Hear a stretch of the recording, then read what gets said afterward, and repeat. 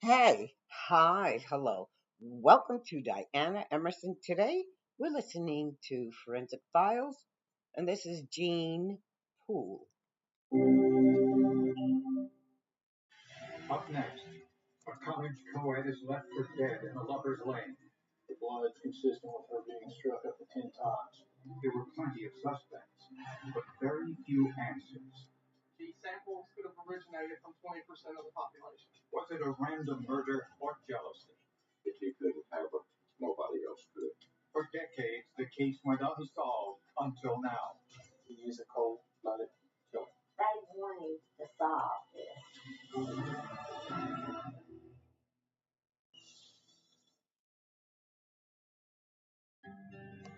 At the end of a long day in May of 1984, a farmer in Tennessee made a startling discovery.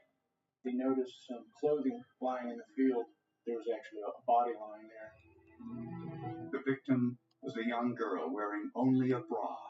Her body was covered with two pairs of jeans and a dark jacket. One pair of jeans was hers. The other was a pair of men's jeans. Also, there was a black jacket across her body with the sleeve tied around her neck, and a pair of panties that she was clutching in her right hand. She was identified as 18-year-old Laura Salmon, a local college student. Her life was stolen. Her life was stolen. And in such a horrible way. The autopsy revealed Laura Salmon died of blunt force trauma to the head. The murder weapon appeared to be the rocks found near her body. The blood on those rocks and other material was consistent with her being struck up to 10 times in the head with those rocks.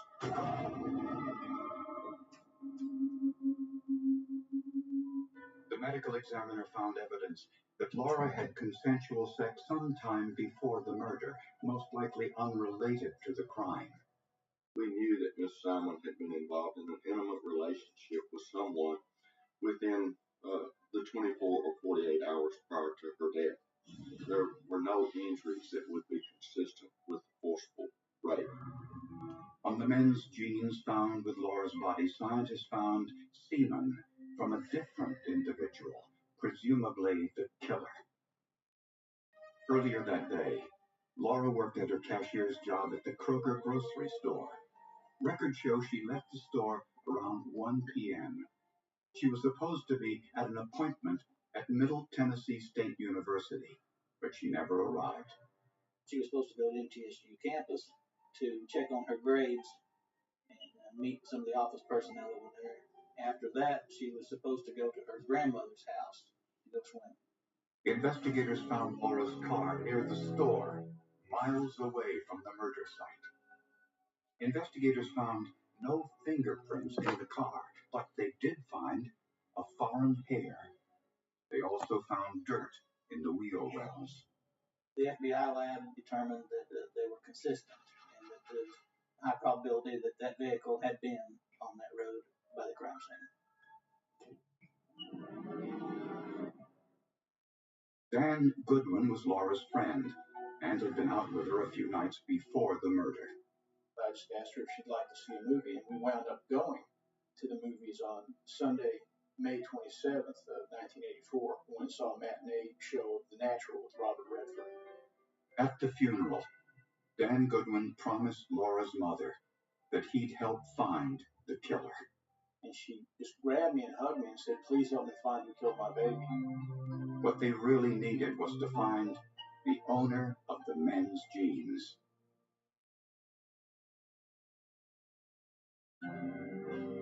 Laura Salmon's body was found in an area which often served as a lover's lane for high school and college students. People went back there to party, have bonfires, make out, that sort of thing back there.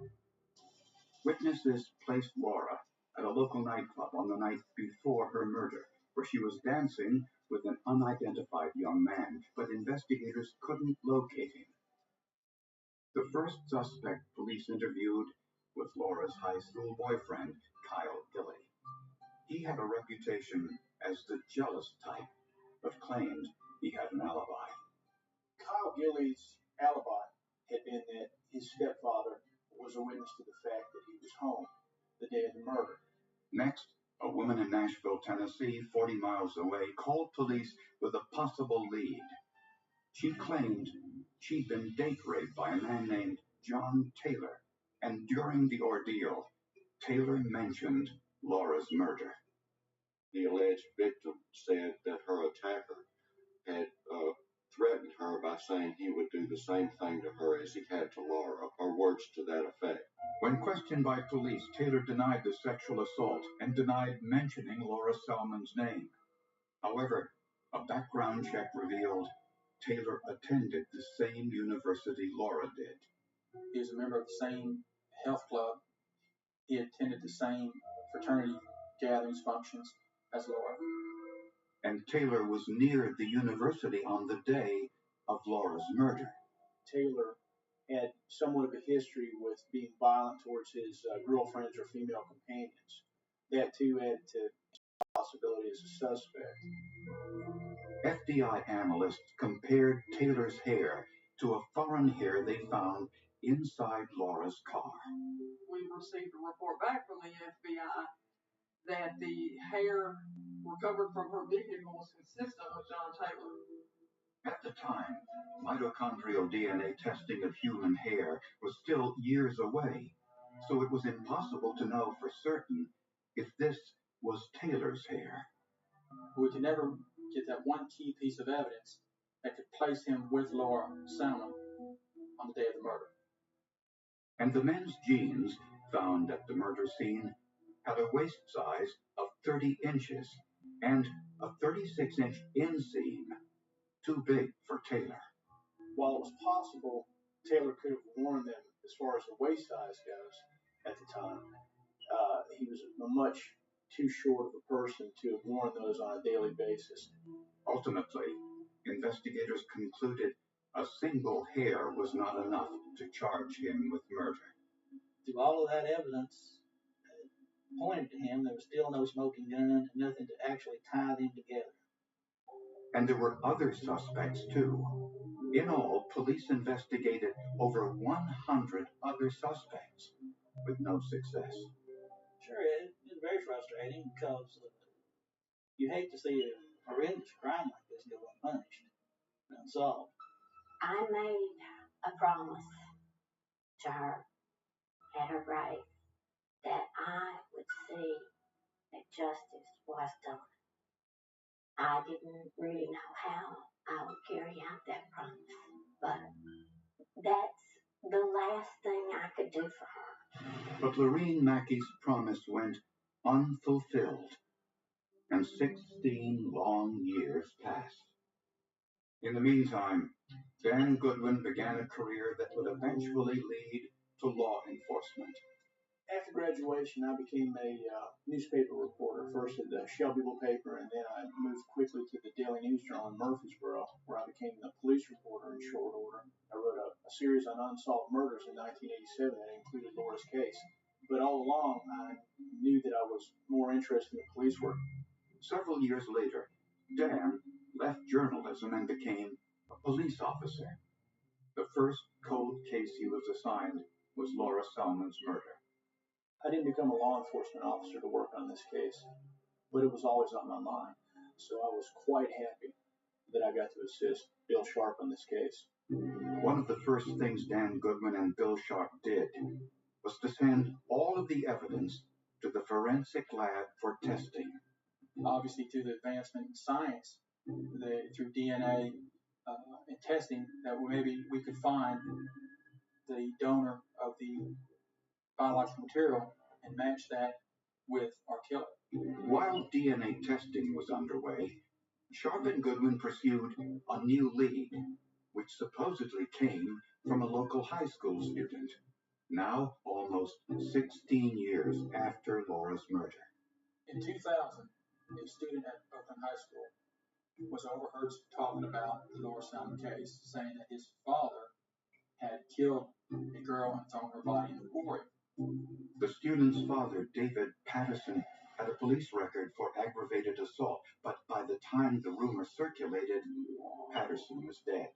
when he himself was shot to death. We decided, of course, that we had to investigate that lead. They asked Patterson's children to voluntarily submit DNA samples for testing.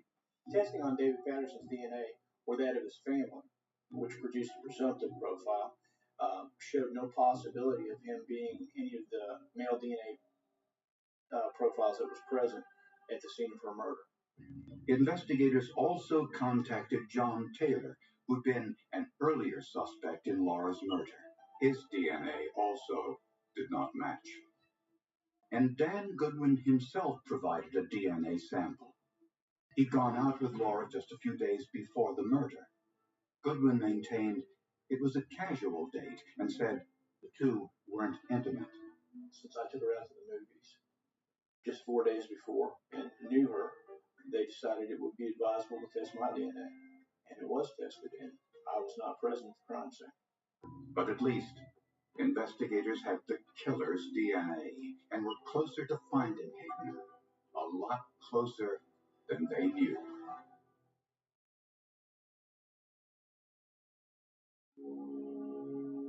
Bill Sharp and Dan Goodwin pored over the original case file of Laura Salma's murder and found one name that caught their eye. Kyle Gilley. Gilley was Laura's high school boyfriend, a year younger than her. Gilley was originally a suspect, but was eliminated since he had an alibi, one corroborated by a family member. But they found a curious note in the case file. There had been a witness who contradicted Gilley's alibi. She identified Kyle Gilley driving Laura Salmon's car approximately a half mile from the road that led to the quarry, which led to where Laura's body was recovered. She was able to identify Kyle through a photo lineup as well as Laura's car through a photo lineup. This lady saw him, looked at him closely as she drove by him, and said he was just staring straight ahead. He's just a blank expression on his face. And they also discovered that Gilley had a propensity for physical violence with girlfriends, particularly Laura Salmon. He would get mad at her, grab her by the head, and start banging her head into cars, school lockers, whatever was at hand. He would punch her. On one occasion, he broke out both of her front teeth. We knew through the investigation that he and Laura had a rocky relationship, stormy relationship, as you will. Another incriminating piece of circumstantial evidence was the pair of men's jeans found at the crime scene. Kyle was approximately 6 feet 2 inches tall, and the jeans would have fit him. The TBI lab did examine the Russell blue jeans in 1984, and they were able to determine there was some blood on there. However, as to the type of stains that were present and to the possible cause, they did not make any determination at that time. Under a magnifying glass, crime scene reconstructionist Jerry Findlay found tiny drops of blood embedded in the fabric, about 1/32 of an inch in diameter. It was medium velocity impact spatter, the kind usually produced when someone is hit with a blunt object. Medium velocity is an instrument being wielded by a human. For example, a baseball bat or a rock or something like that is not going to generate that much force. The bloodstains were clustered above the knee, indicating the assailant was kneeling as he attacked. He didn't get any impact stains below the knee, but he had plenty above the knee, between the knee and the waist. So basically what we found was that whoever was wearing those jeans was in close proximity to the point of impact at the time of impact. And DNA testing confirmed the blood on the jeans was Laura's.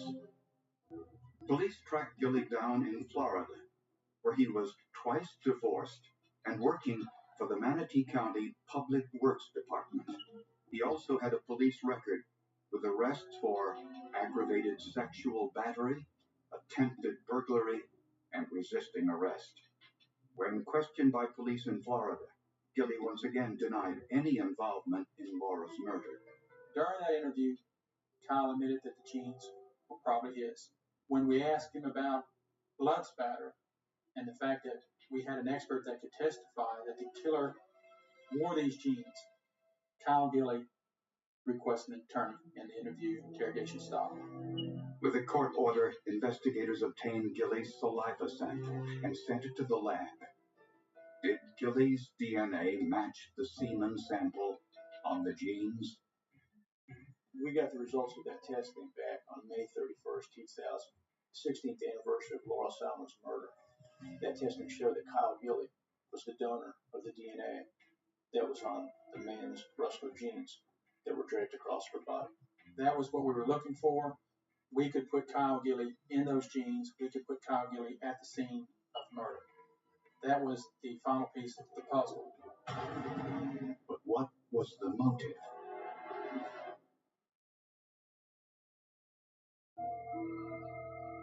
"16 years after Laura Salmon's murder, her high school boyfriend Kyle Gilley was arrested and charged with her murder. Laura's mother says she told the original investigators that Gilley killed her daughter. She says his jealousy was out of control. I'm telling you today that I'm a mother who keeps her promises. I told them why I thought it was him, or why I knew it was him. And I was very frustrated that they didn't take that seriously. Kyle Gilley is a classic sociopath. He is the center of the universe as far as he's concerned. He is what his parents made him. And he is a killer.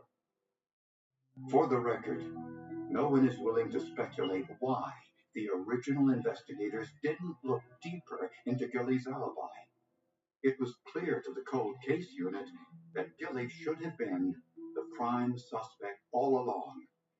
He's callous, cold-hearted, and had no more thought of killing Laura than stepping on a bug. From the time he killed Laura, he had thought nothing else of it. He is a cold-blooded killer. Gilley and Laura dated in high school, but Gilley was a year younger, and when Laura went off to college, she made a new set of friends. He didn't want her to have any friends, and when she got to college, he would go over there and stalk her. Family and friends implored Laura to end the relationship, but she was terrified. I tried to get her go and get a restraining order, and she was afraid to go because she was afraid of what he would do to her. And when she dated other men, Gilley felt threatened. Kyle was very jealous and very possessive. We feel like that was the motive for the murder, that if he couldn't have her, nobody else could. The night before her murder, Laura told friends she had a date with a friend, and the two went to a local nightclub. Investigators believe Gilley knew Laura was dating others and may have followed her to the nightclub. That unknown DNA was the motive. And Kyle was jealous and possessive and found out that she possibly was seeing somebody else. Prosecutors believe that Gilley and Laura had planned to go swimming on the afternoon of her murder.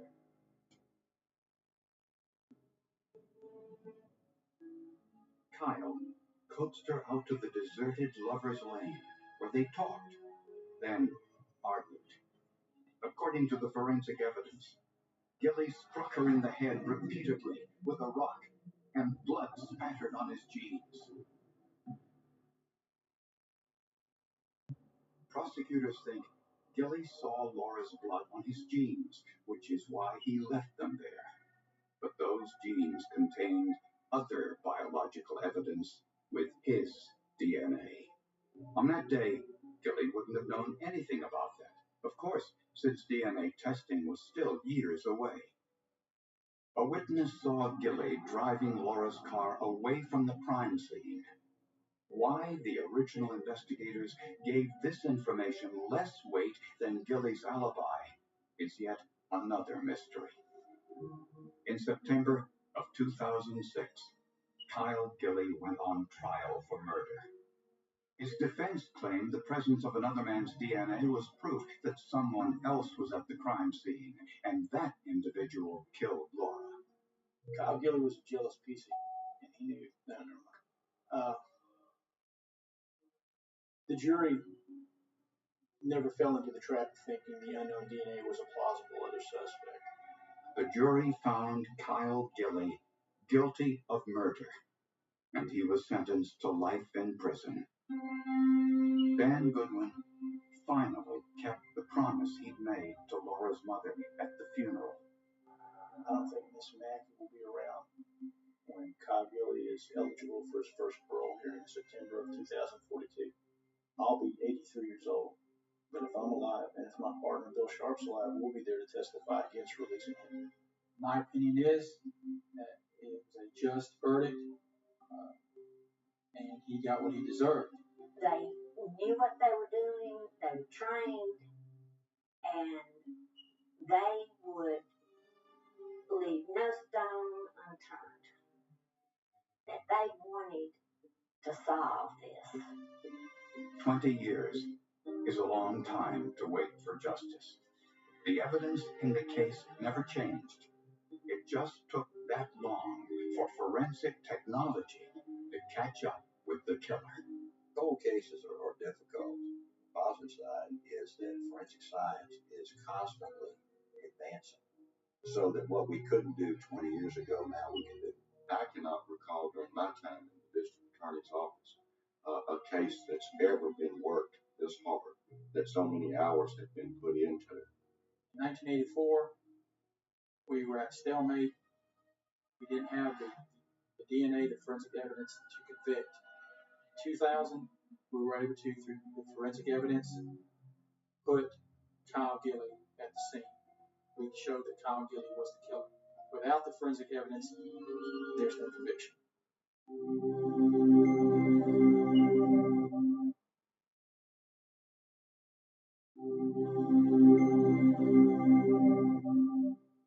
Up next, a young woman makes a desperate plea for help. She was very shook up. Before vanishing without a trace. We knew then that something rotten had happened. Police think they've solved the case until it takes a turn no one expected. Which is hard for a lot of people to believe. I almost got sick. It was the ultimate betrayal. Oh my God, it's a monster in disguise. She got murdered for obeying the law.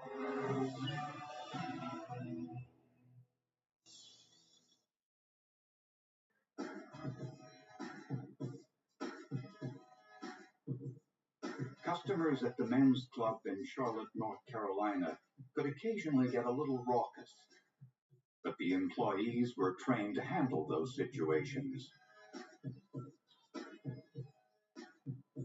26-year-old Kim Medlin worked there as a waitress. The money was good. She knew how to handle people. She could defuse a situation very quickly. She was beautiful, but she was smart about it. Late one night, as Kim drove home from work, she encountered a road rage incident with an angry motorist. They started passing her, driving closely behind her, blowing the horn at her, things like that. Kim was afraid these men had followed her from work, so she went to the police for help. She was very shook up. It took a while for the police officer to calm her down. She also told them that, hey, I travel this road these nights, and I'm along here about this time. The captain placed a radio broadcast to the other officers that were working on his shift to be on the lookout for this red Jeep and to look out for her if they saw her on the roadway. Unfortunately, this didn't help. 2 weeks later, police found Kim's abandoned Jeep on the side of the road. The engine was running, and the lights were on. Everything was working condition. We knew then that there was something rotten had happened. Kim's purse and her money were still in the Jeep, but strangely, her driver's license was missing. There was certainly no logical explanation as to why Miss Medler had left her vehicle. The first thing we attempted to do was to determine if, in fact, a crime had occurred. The next day, a search team found Kim's body 1.5 miles from her car, hidden under some debris. We watched the news, and my wife looked at me and she says, I've seen enough. It's her. So we turned off the TV and unplugged all the phones and just went to bed. This was not a robbery.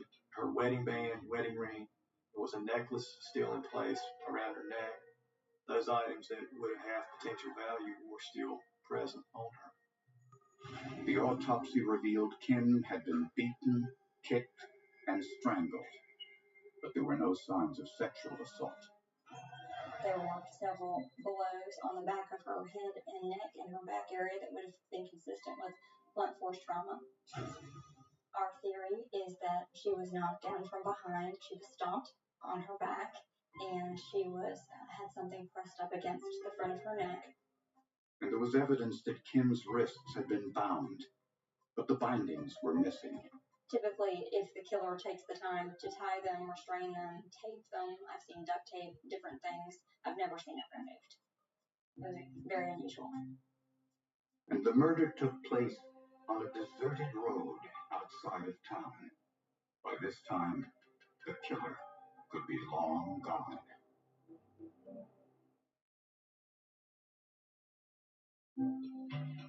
To find Kim Medlin's killer, investigators needed to retrace her steps in the hours before her murder. Kim left her job at the men's club around 2 a.m. Her cell phone records indicated she called her husband Bridger at 2:15 while driving home. Which was their custom. She would call her husband, let him know that she was on her way. Bridger Medlin told police he went to sleep right after Kim called.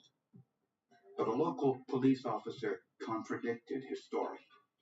He claimed he saw Bridger's black pickup truck driving through town around the time of his wife's abduction. A Monroe police officer was confident that he observed Mr. Medlin travel through Monroe at 2:30 in the morning. The concern wasn't perhaps he wasn't being completely truthful about where he was. Bridger was outraged. I said, something is rotten here. Something is wrong. He thought police should spend more time investigating themselves. Kim's street smart. The only reason she pulled over was because of some figure of authority had demanded her to pull over. Was it possible that Bridger was correct, that a policeman or someone in authority had pulled Kim over? Based upon the position of the Jeep, the fact that the driver's license appeared to be missing, one of the investigators early on believed that this could be a blue light bandit or perhaps even a police officer involved in the stop of the vehicle. A blue light bandit is someone who mounts a police light on his vehicle and uses it to prey on innocent people. This theory was bolstered by the fact that Kim's driver's side window was down. If you logically looked at it, it really narrowed down the reason she pulled over. And it didn't take long before a witness came forward to corroborate this theory. A motorist said he was driving behind a red Jeep, presumably Kim's, on the night of the murder. He claimed the woman driving the Jeep did nothing wrong, but a police officer turned his lights on and pulled her over. He was driving on a revoked driver's license, and so he, of course, was very concerned when he saw the patrol car turn in front of him, so he fell back, obviously not wanting to get too close and draw attention to himself. This explained the bruises on Kim's wrists, the possibility that they were caused by handcuffs. But police needed to find out the jurisdiction of the police car. So we actually used that same witness, and we did what we called a police car lineup. The witness identified the police car as one from the city of Monroe. That police department had a 110-man force, and it could have been any one of them, since they can use their vehicles while off-duty. So investigators tried to find some way to narrow it down, and latent evidence expert Ricky Navarro looked for clues on Kim Medlin's clothing. That's when he noticed a print on her sweatshirt. At that point in time, I could not determine whether I was looking at a footwear impression or some other type of object that left that impression on the sweatshirt. Using alternate light sources and high-speed cameras, Navarro concluded he was looking at the heel of a shoe.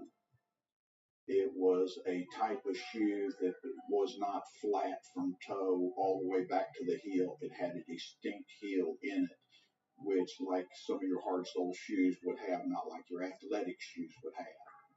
And there was a distinct V or chevron pattern across the print. At first, Navarro's search yielded no results. The chevron pattern I had not found in any other footwear manufacturing companies that I looked at. But with a little more research, Navarro discovered the shoe was made by the Thorogood Company in Wisconsin. They made quite a few different styles, I believe approximately 17 different styles of uniform shoes. Many of these shoe styles were worn by police officers. This particular shoe was 831 style -6114, and that was the only shoe that Thorogood put that sole design on at that time. All the other shoes had a completely different sole design from that one. Navarro measured the print on Kim's sweatshirt and determined that the killer wore a size 8, 8.5, or 9 Thorogood shoe.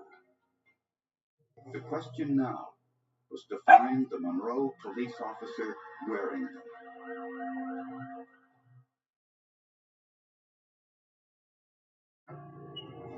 Investigators now suspected that Kim Medlin's killer was a Monroe policeman, and they no longer believed that her husband Bridger Medlin had anything to do with her murder.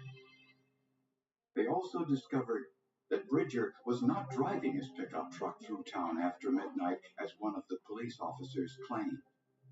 That particular intersection was being videotaped through an ATM machine from the Wachovia Bank, and it actually picked up the image of my truck coming through that intersection after 4 a.m. This was after Bridger was notified by police and was headed to the scene of Kim's abandoned car.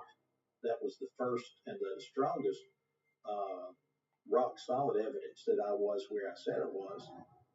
Investigators were also sure that the killer wore size 8, 8.5, or 9 Thorogood brand shoes. Police personnel records showed that only 3 members of the Monroe Police Department wore this make and model of shoe in that shoe size range. Of the 3, one was working at the fire department on the night of Kim's murder. He was assigned to sort of a stationary duty that evening, where he couldn't just get in a car and drive around. He had to sort of be there at the department. The second officer was on duty, responding to a burglary that night, and was in constant radio contact with headquarters. The third, Josh Griffin, worked that night until 10 p.m., then went off duty. Officer Griffin told investigators he had not seen Kim Medlin that night. He had not stopped the car. He did not see the Jeep in any way, shape, or form. And he basically said he had gone home and had gone to bed before the Jeep would have been discovered. Officer Griffin was 24 years old. He'd been a member of the police force for just over a year. When investigators searched Griffin's police car, they found nothing suspicious. His car was absolutely almost spotless, which if you knew Josh, he was kind of known around the department for having the dirtiest car in the fleet. With a warrant, police searched Griffin's house, but they couldn't find his pair of police-issued work shoes. Mr. Griffin told me that he had thrown those shoes away because they were damaged on an accident scene investigation. Police questioned employees of the men's club where Kim Medlin worked to see whether Griffin was there on the night of the murder and perhaps followed her home, but no one recalled seeing him. But a check of Griffin's cell phone records contradicted his alibi that he was home sleeping that night. Records show that Griffin made a cell phone call around 2 a.m. to a tow truck company. When confronted by his superiors, Griffin changed his story. He said he was sitting in his police car in uniform at Baker's intersection in a restaurant parking lot after his shift ended, reading a book. He claimed to be sitting in that parking lot reading his law book at that restaurant that was closed. And the motorist asked him to call for a tow truck because his car broke down nearby. This put Officer Griffin on Baker's intersection just a half hour to 45 minutes before Kim Medlin drove by on Old Charlotte Highway. Josh Griffin denied any involvement in Kim's murder, but soon his fellow officers turned against him. Apparently, everything started when Kim told police she feared driving home alone at night along the dark country roads and was concerned that a customer of the men's club was following her. In an effort to help, police broadcast an announcement asking officers to keep an eye out for Kim's car to make sure nothing happened to her. And we know from the investigation after the fact that Mr. Griffin was, in fact, out and listening to that broadcast that evening. The evidence shows Officer Josh Griffin took an inappropriate interest in Kim Medlin. And investigators learned that Griffin told fellow police officers about it. He saw her Jeep running up and down through town and would call to other policemen and make comments about the pretty blonde-haired girl in the Jeep that she's coming through when he was trying to figure out a way to meet her.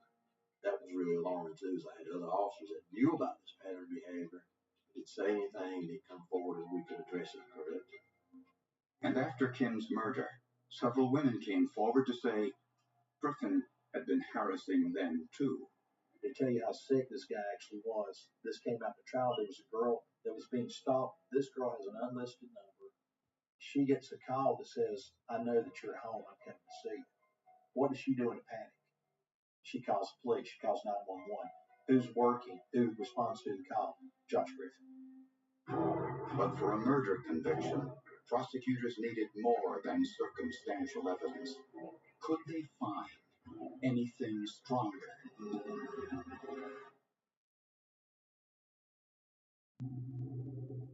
Prosecutors say that Kim Medlin's abduction and murder was the ultimate betrayal, perpetrated by a police officer hired to protect and serve, not abuse and suppress. I think it was just hard for a lot of people to believe that a local guy, a nice young, on the surface young man who was an all-American kid, could have committed a violent crime of this type. On the night of the crime, Griffin ended his shift around 10 p.m. But instead of going home while still in uniform, he drove his police car to Baker's intersection and parked at Ron's restaurant, which was closed. Around 2 a.m., a motorist stopped and asked for help, telling Griffin he had some car trouble. Griffin called for a tow truck using his personal cell phone, which placed him near the crime scene. About 30 to 45 minutes later, prosecutors believe Griffin saw Kim Medlin drive by and, as planned, decided to pull her over for a traffic violation as a ruse to introduce himself. A witness saw the policeman pull Kim's red Jeep over and saw that Kim had done nothing wrong.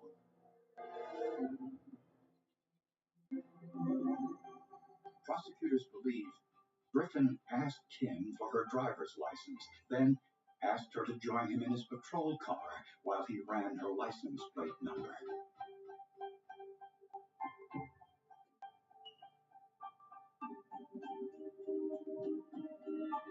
Griffin may have made a sexual advance, and Kim objected. Griffin knew then that he had gone too far. He panicked, handcuffed her, and drove off. Griffin turned off Old Charlotte Highway, and Kim knew it was a dead-end street. Her injuries suggest she jumped from the moving car.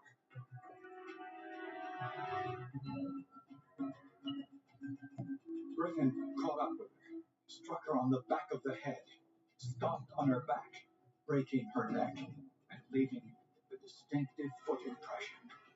He then strangled her to death, probably with his police flashlight. Before he left, he removed the handcuffs and covered her body with debris. I still can't imagine what happened and what transpired in those few minutes, the last few minutes of Kim's life. If I had an officer that was doing this, I don't care who it was, it shouldn't happen. Nobody should suffer and die the way Kim Edmonds did. But to get a conviction, prosecutors needed to prove Josh Griffin was the killer. With not having any DNA, they actually had to build their case around that footprint. According to personnel records, Griffin was the only officer to wear a size 8.5 Torino-style Thorogood shoe. So Ricky Navarro took a new pair of these shoes, made an inked impression, and compared it to the shoe print on the back of Kim Medlin's sweatshirt. Navarro believes it was the only one that could have created that impression. My job is not necessarily to positively identify everything that comes in here. My job was to just render an opinion. And at that point in time, it just had to go where it had to go. None of us ever want to believe a police officer do something like that, especially one that you work with every day and every night. Your life is dependent on. In February of 1998, Officer Josh Griffin went on trial for first-degree kidnapping and first-degree murder. He pled not guilty, but the evidence was clear, and he was convicted of both charges, sentenced to life in prison. 3 years later, Griffin asked to speak with investigators, and on tape, he finally confessed. I don't know what his motivation was, but I just know what he said. He admitted stomping on her back. He admitted choking her with a flashlight. He admitted handcuffing her. He admitted cutting her driver's license up into a million pieces and flushing it down the toilet. Of course, he admitted to all the lies. He told me that he actually disposed of those shoes right after this happened. He said he threw them in a dumpster behind the local Kmart. Because of incidents like this, officials now caution motorists to be suspicious of any vehicle with flashing lights, particularly if driving on a dark, deserted road at night. You put a signal on as if you're going to turn, and you wait until you get to a well-lit area that's a public place where there are other people. I've done that since this case, and I'm married to a police officer. But I don't take my safety for granted, and I hope that no one else does either. In a case without much evidence, a partial shoe impression on a sweatshirt was all that was needed. Without the footwear impression, I doubt we would have obtained the conviction that we did. In essence, that footwear impression was the signature of the murder weapon. You've got to have something, or something in this case, and one of the big somethings in this case was her sweatshirt with the evidence of her murder on her back. And of course, one of the murder weapons in this case was Mr. Griffin's foot, as strange as that may sound. The real clincher was the shoe print. That left a piece of evidence that you cannot deny. It's there in black and white.